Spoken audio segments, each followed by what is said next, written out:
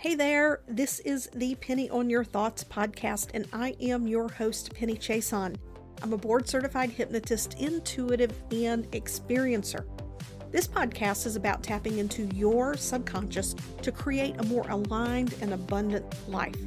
By leveraging our subconscious, we can master our thoughts, frequency, and vibration. Fusing the conscious, subconscious, and our consciousness is the science of expansion and soul satisfaction. Each week, I'll share in-depth interviews or solo episodes. This podcast was created to share how you have the power to create infinite potential within you. It's my intention that you find this podcast empowering, inspiring, and full of possibility. Now grab your favorite beverage and let's go. Welcome back to the podcast this week.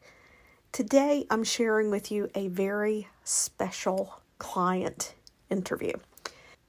We are going to dive deep into some topics that most of my clients have experienced. The thoughts, the feelings, the beliefs that we have about ourselves that end up impacting our success and our business.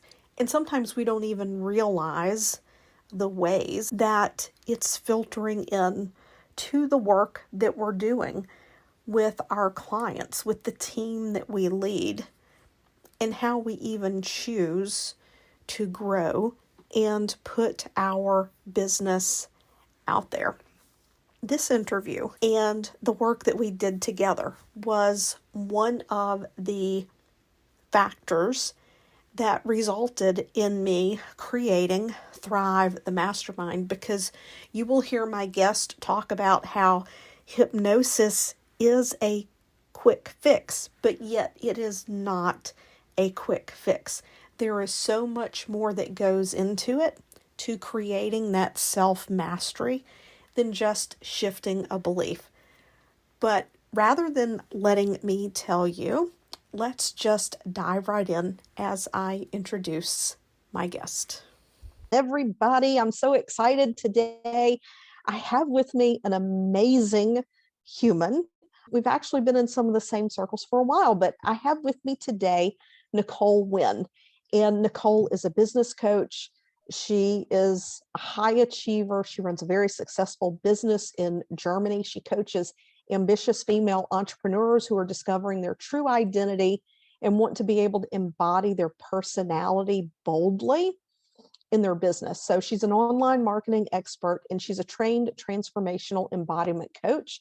And she has found her dharma in empowering women to use their voice and to be confident and to make themselves heard to create an authentic business. Nicole, I'm so excited that you're here. So please just tell us a little bit more about yourself before we dive right in here. Thanks so much, Penny, for having me. And I think business-wise, you already shared quite a lot. I'm also a mom of two. I live in Munich, Germany. I am born and raised in Germany, but I'm educated in the United States. And yeah, what can I say? I really enjoy what I do professionally, and I'm glad to be here and to speak to your audience. Yeah, so, you're a really successful woman. It takes a lot to get to the point where you are in your business. And a lot of people, as business owners, we tend to, show our confident face, right?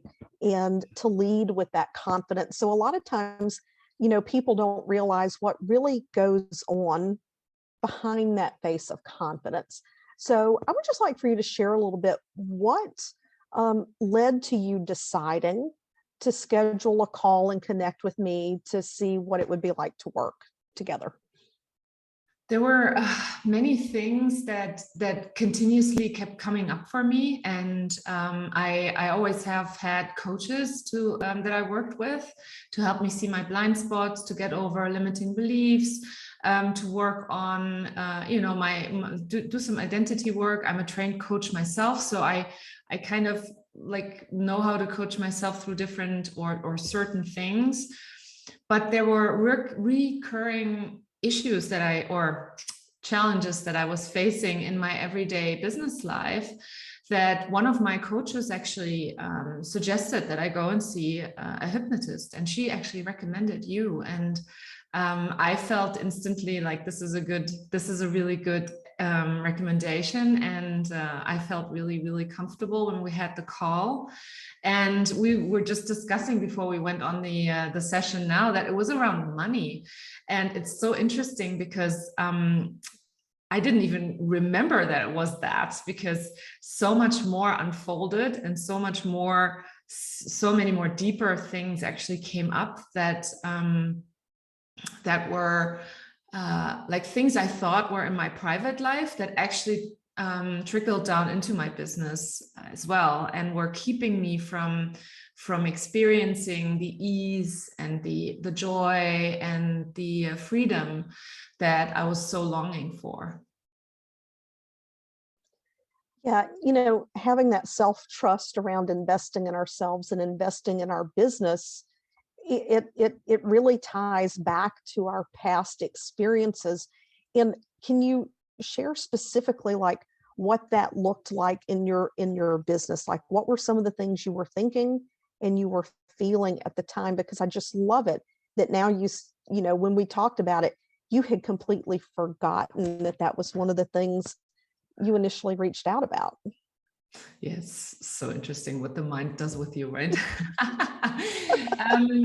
So what it was that I had invested a significant amount of money in different parts of my business, into different types of support in my business, in order to let's say, improve the foundation in order to be able to grow even further than I've already grown this year, in processes and in streamlining different things in my business, also in PR, for example, or search engine optimization of the website, like really big chunks of money that I had invested in experts to come in and help me with. And I was doubting myself. Like I started to feel like, oh my God, maybe I shouldn't have invested in this all at once. Maybe I should have just done this differently. And I started having these voices in my head that would tell me, no, you can't spend money that you haven't made yet, which was certainly not true, because I had made the money. And it was really interesting what was going on in my mind. And I couldn't, like, it was on such a subconscious, like a deep subconscious level, that I couldn't really put my finger on it either. And I think it took a couple of sessions to really unfold what this was all about. And I also reached out to you around my fear of abandonment, because the fear of abandonment kept me from speaking my truth, and kept me from being confidently myself, like really trusting that being myself is good enough. And being myself is also exactly why the people are there to work with me. I was always afraid to really speak my truth, because I was afraid of people leaving.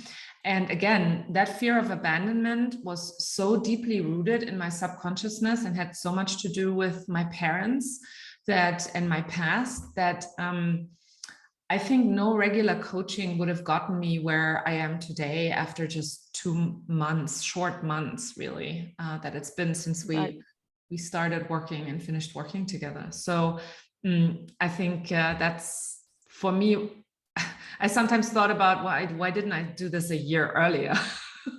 Why was I even suffering like this? I could have called you a year earlier, but then again, it's divine timing anyhow. So no matter how I do it, it's always the right time. Yeah, it is. And I find that when people have been engaged in some level of coaching, there's a higher level of awareness coming into it. And I think that's why we can dive so deep. Now, a lot of people talk about hypnosis and they say, oh, you can fix this in one session, you can fix that in one session. But when we're dealing with things like you presented, there are many layers, and there can be a lot of things wrapped up together. So, how do you feel about the time frame that it took to help you work through it, and then contrast that to how much coaching you've done around yourself? I feel the time it was like a blink of an eye compared to what I had done before. So that's why I think as soon as you realize that something is deeply rooted within yourself and it shows up in different parts of your life, I think you can just stop trying to coach your way through it and rather go down to the root cause of it and I don't know how to say it, but how to clear that for yourself. That's at least my experience now. And right now, I'm still learning the difference between a habit and really a trigger. And that's really interesting for me. You and I have had a couple of conversations around this.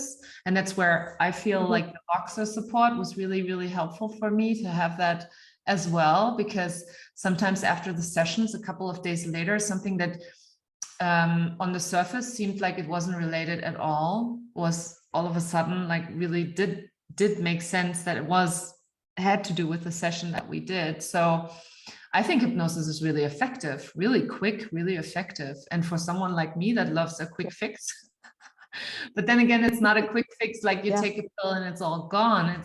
It's as I said, I'm still learning now the difference between an actual deeply rooted trigger and a habit reaction to a certain situation, as well as thoughts, how my thoughts are,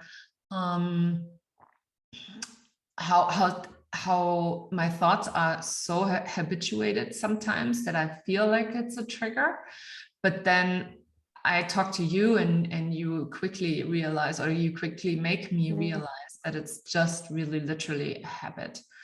And that to me is mind-blowing. I mean, I'm every day I think, wow, this has been such an amazing experience this year. And it was so important to do it because I also had some traumatic experiences to get some closure on. And without even knowing it, this is where we were going with the sessions as well. Yeah, it's amazing how those things influence us. And I just want to take a moment to talk about habit versus a trigger, because when we've had a pattern in our life long enough, we can actually respond to people or react out of habit just because our brain, when we hear a certain tone of voice or someone approaches us in a certain way, we can get that classically conditioned habit in there that it just triggers us to react, triggers us, bad word, we'll react out of habit, whereas a trigger is there's something even deeper emotional, like it's not just that it's a habit, that there's something underneath the surface, and we can put ourselves in a box sometimes when we don't get that outside objective look to say, hey, what's going on here? And then we feel like we need somebody to help us fix ourselves, when my goal is to help you to be autonomous and independent and not to foster a dependence on me, to work through these things. So you had done some self-hypnosis before you and I connected. How does the work that we did compare to self-hypnosis, audios, that kind of thing? If you could share that. I don't feel like it can compare at all, to be honest. To me, it's two totally different things. The self-hypnosis is something that I use to reprogram myself, to envision things that I want to achieve, to become who I want to be in certain aspects of my life, versus the hypnosis that you and I did. Was much more, again, I use the word efficient, way of going right down to the root cause of certain patterns in my life.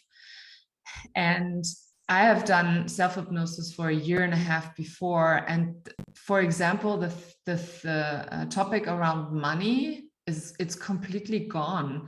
Like I've had several months now where I literally looked at my bank account and it did not matter what number it said, because I just felt like it didn't make any difference to me, versus before it would automatically trigger this thought of, oh my God, it's not enough. How are you going to pay the bills? And then I would try and work against that thought in my head. Like I would try and push it away. I would try and feel it in my body, like all of the different tools that I try to use on it. But now it's like completely gone. It's not even there anymore. So the voice that was there before, which we ended up finding out that was my mom's voice in one of the hypnosis sessions we had,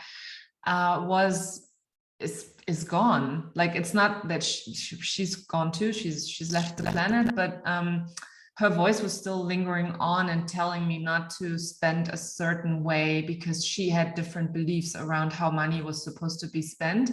And that voice was just so loud in my head still, and so present, you know. And because of the work, and I've done self-hypnosis around it for a long time to get rid of some of these really deeply rooted beliefs that I had, like core beliefs almost.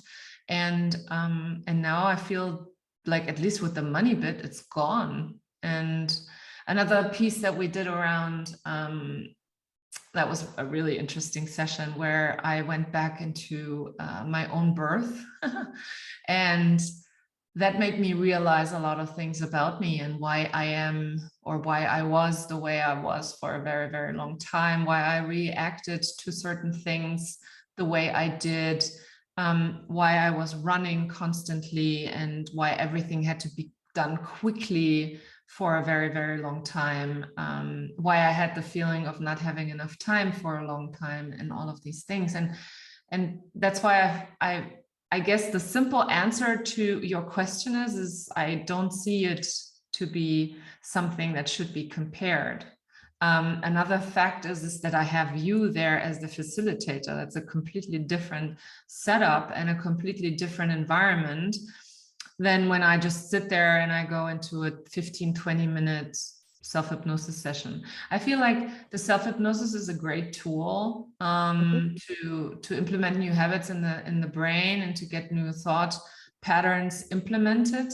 But when you really come up against something that's deeply rooted and you can't shake, I feel like hypnosis is a great way to do it, to get not rid of it. That sounds awful, but yeah. And to just touch on that, you know, it's not that these very early events caused what you're dealing with now, but they became a foundational imprint, and then meaning got put on those things. And it's those misperceptions and incorrect associations that we make through life that get connected to those feelings that kind of bring this up. But we didn't always do that kind of work. Sometimes we did what's called conversational hypnosis. And I remember, you know, one specific session, like, you know, I think you were getting angry at me at one point, not angry at me, but angry that something you thought you had dealt with in the past came up again. Is there anything you would comment about that? Because I know that people often have questions for me about that. I did not know what exactly conversational hypnosis was. I had no, like, by any stretch of the imagination, I could have never, I'm like, conversational hypnosis, that's contradictory to me, you know. It's like you're having a conversation and you're still in hypnosis. How does that work? And when we did it, I didn't know that we were doing it, so that was great.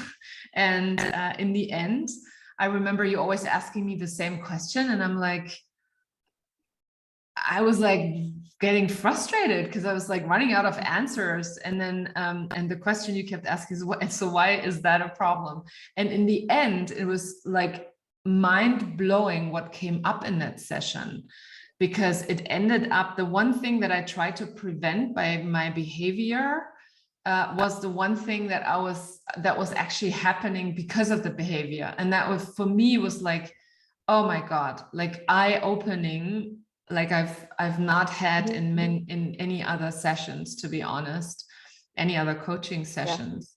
And so what can I say to conversational hypnosis? You can't, gotta be there. Yeah, it's like coaching on steroids. Yes.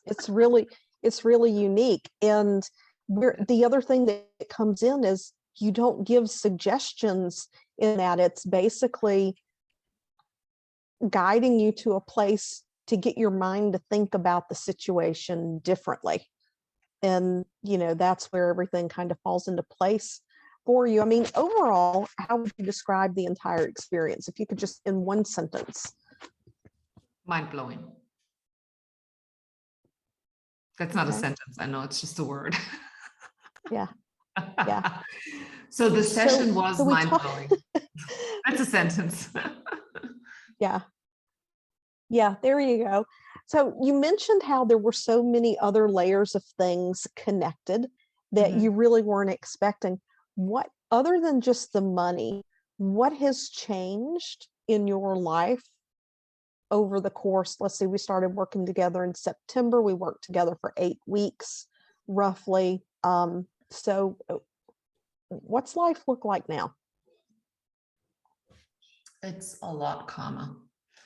My mind has quieted down, and I feel like my nervous system has also regulated itself, or it's much easier for me to regulate my nervous system, to not get into stories or interpretations or really stuff that's been getting my mind to go around in circles. I used to have this habit of my mind just going insanely in circles.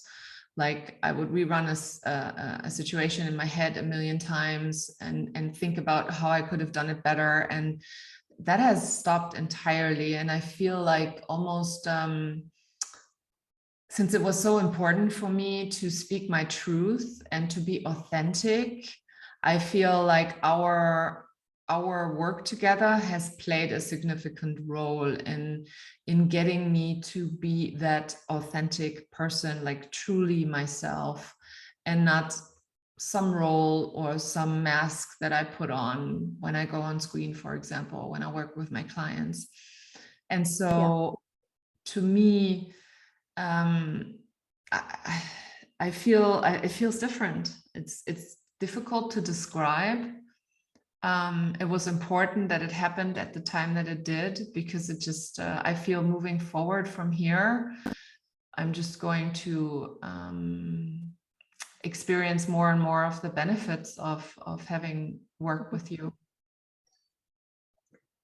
I want to touch on a couple of different things that you said, and let's just go a little bit deeper. If you've grown a business to multi-six figures and you are focused on creating something more to have an overflow of abundance in your life, and at the same time create a lifestyle and a sense of peace inside that truly feels like freedom, then I would like to invite you to apply to Thrive the Mastermind. In Thrive the Mastermind, we focus on the you strategy, on helping you to break through of the old teachings, the beliefs, and the habits that can spill over into our business and cause us to make decisions that create something that ends up resulting in more stress and more work instead of less. Because after all, you did create a business so that you could have not only financial freedom, but time freedom and peace in your life. If this is something that you desire, go to pennychason.com/thrive and apply today. How does being more calm and no longer going in circles in your head, how is that positively impacting you and your family and your business? So it's a lot easier for me to stay calm with the kids, where versus before I used to blow up quite easily and yell at them because I was just so agitated and irritated by their behavior. And now I have a lot more compassion and a lot more bandwidth to really stand my ground, to also get them to obey some rules that I've set up. Like whenever I used to get, whenever they used to be children and just really just tell me that that they want to do something different than what I tell them to do, I would get really angry at them. And that anger and that what's it called? That almost that aggression in me has quieted down, and the feeling of my kids are holding me back has also changed for me completely. I don't feel like that at all anymore. And what else? So calm for me is literally having more bandwidth to stand or to go through my day without getting into anger or into frustration much. Yeah. And you mentioned that you'd had a feeling that your kids were holding you back. Would you mind like talking a little bit more about that? Because this isn't the first time I've heard that. Well, I have two kids, they're 12 and 9, and I also am running a business. So but one of my highest values is family and love. So whenever the kids get sick, when we have certain things that are involving them, they're both very active sports-wise, for example, it will always be my priority to drop whatever I was doing and taking care of the children. And that has shifted. So no, not that has shifted, but I would feel some sort of resentment around it because I have these goals and these dreams and things I wanted to do in my business. And for a long time, I had this feeling of them holding me back, me being a victim of my circumstance. So I can't grow the business I want the business to grow because I have children. And now I have reframed that for myself, that my children are actually making me really, really fast, and that I'm doing it not only for myself, but also for them and for their own growth in life as well. So the more I can grow and heal, the better off they're going to be. And that's what I mean by that I used to feel like my children were holding me back, and I don't feel like that anymore. That's huge. And I know I have some former clients that I have testimonials from who not the exact same experience, but the shift of doing the work together, the way that it shifts the relationships with their children, it is just life changing. And that's not just in the moment in today, that's for the rest of your life. It's one of those unexpected things that has come out of all of this. So what are you looking forward to the most now in your life? What am I looking forward most to in my life? You mean on a daily basis, or you mean in general? Business, family in general? Christmas? Yeah. In my business, well, I mean, my business has had a fantastic year, and the year is not even over yet. And so for next year, I feel like this newfound confidence, which is really interesting because I was confident before and I was authentic before, but I still felt like something was holding me back. And that was literally the fear of abandonment. That was like really holding me back on a very, very deep level. And that means that I was still being authentic the way I was, but I wasn't allowing myself to truly be myself because I was always afraid of people leaving me for it. And this year has shown that it's okay when people leave, and I'm still here, so nothing bad happens. And the work that you and I have done has really freed me from this. It's still there because I guess it's nothing that will ever go away because it's like deeply rooted also in culture and in us humans in general. But it's become something on the back burner. So I'm really looking forward to seeing how 2023 will be for me moving forward. And so far, it's already been a fantastic November and December. And the way that I communicate in my business, in my podcast, With my clients, the clients I attract are so much more soul aligned. And I feel that has to do with the way that I show up, the way that I present myself, and the way that I talk, and the way that I talk about certain topics. And yeah, I'm just looking forward how 2023 will be for me as well, and seeing what else comes up, you know?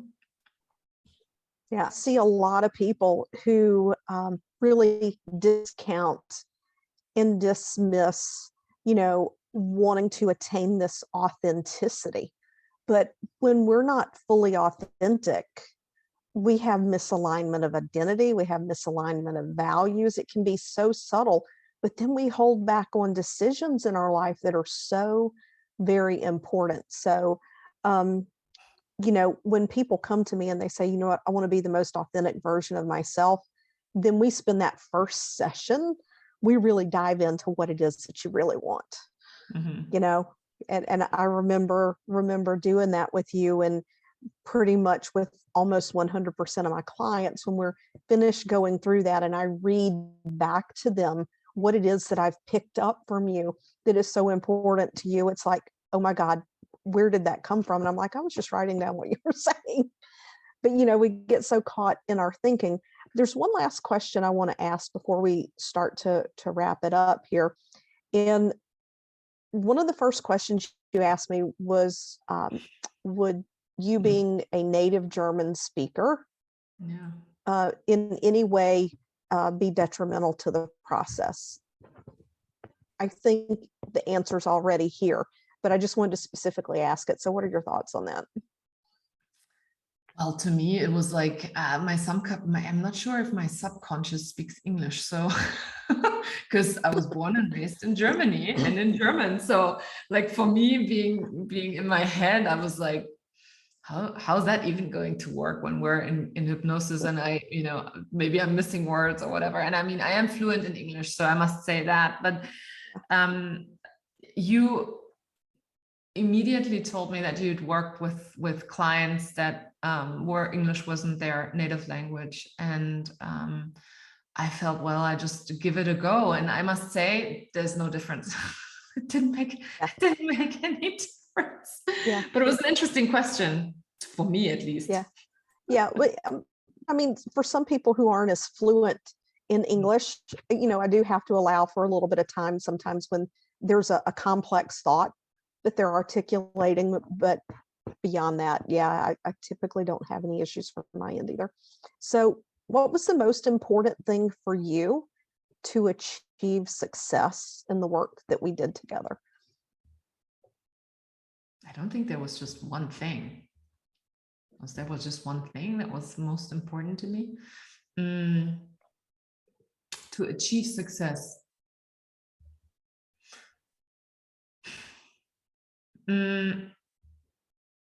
There's not just one thing. I think the whole experience was just perfect the way it was, and everything that unfolded, everything that showed up did at the perfect time. So to me, I felt every session to me was a success, because I knew that something had shifted.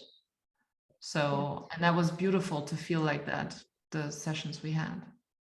Yeah. And it's not a straight line either, right? I mean, to be fully transparent, it's not a straight line. Everything builds.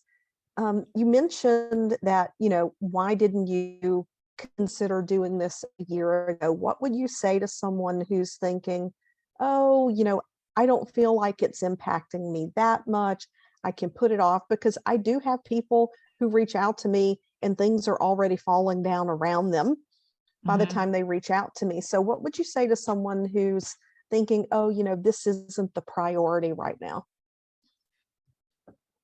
Oh man, what would I say to a person like that? That's a difficult question, Penny.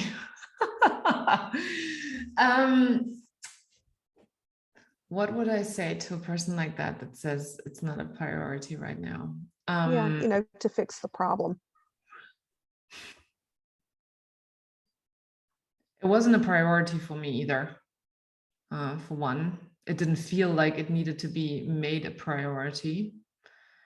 Yet I still chose to book the call with you, reach out to you, and not only reach out, but then book the call, reschedule the call, and went on the call. So I guess trusting your intuition in that respect. So I felt that it was time. I felt I needed to do this with you, even though it didn't feel like a priority. So I trusted my intuition. I trusted that everything was exactly as it was supposed to be, and you were put in front of me at exactly the right time to start this type of work and to start looking at things that I had put off for a very long time. For example, the grief around my parents' death, and it was just really, really good timing. So if you feel like you want to work with Penny, then I wouldn't put it off. I would just do it. Yeah. What I did. Yeah. I mean, I wouldn't even want to imagine, where things would be if you waited another year, especially with where the world is going right now. A lot of people are really, digging in their businesses, or they're running and hiding in their businesses because of what's going on economically. And now that you have this money stuff off the table, you can be objective in those decisions and not have all of that emotion clouding and getting in the way. So I want to thank you very much. Why don't you let people know where they can find you if they want to connect with you, and I will just let you wrap it up. Thank you. Thank you. So my content is mostly in German, not mostly. My content is solely in German. So if you are a German speaker or you understand German, then I invite you to listen to my podcast. It's called Her Brand. I also have a website that's Nicole Wehn, NicoleWehn.de. And you find every information on there. I'm also on LinkedIn and Instagram, and I'm happy if you reach out and let me know that if any of what I shared was helpful to you. And I'm looking forward to connecting with you. All right. And for anyone who's interested in knowing if this is a fit for you, just send me a direct message or go to the website, pennychason.com, go to the Work With Me page, fill out an application, and we can get on a call and chat. So thank you again, Nicole. So grateful for My you. pleasure. My pleasure. Very much. Thank you so much for everything, Penny. I hope you can feel my appreciation and gratitude for you, my listener. I would love to connect with you outside of the podcast platform. There are a few ways that you can do that. If you're not already on my email list, you can go to pennychason.com/myth and download the Big Mindset Myth PDF. Or you can go to Instagram and follow me at penny.chason. You can connect with me there. I would love to see you there. And of course, you could always head over to Apple Podcasts and leave a positive review of this episode. I appreciate you, and I will see you back here next week.